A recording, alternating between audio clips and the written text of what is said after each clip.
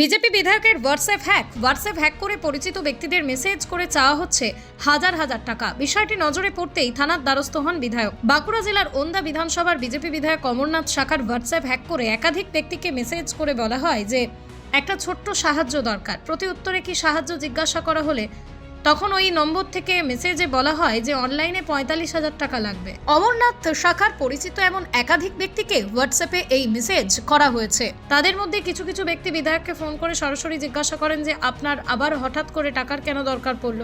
বিধায়ক তখন এই বিষয়ে অবগত হন এবং তিনি বুঝতে পারেন এটা সাইবার প্রতারণা।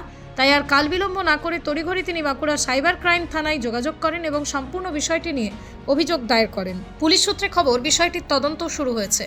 বিষয়টা হচ্ছে 11:30 কি 11:20-25 হবে। হ্যাঁ 12টার সময় একটা ফোন এলো। ফোনটা আসার পরে বললো, জিজ্ঞাসা করলো যে কি কেমন আছেন, কি আছেন, আমার একটা জিনিস আপনাদের কাছে পৌঁছাবে, ওইটা নিয়ে নেবে।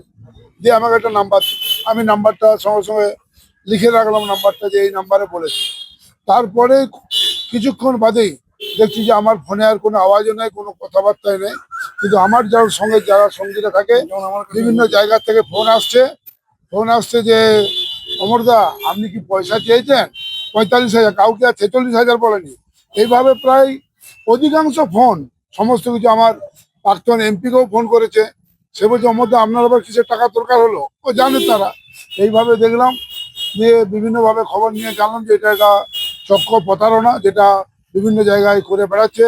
তাই ইনাদের কাছে দ্বারস্থ হয়ে সমস্ত অভিযোগ এবং বিভিন্ন জায়গায় স্ক্রিনশট সত্যতা যাচাই করার জন্য ইনাদের কাছে একটা অভিযোগ জানালো।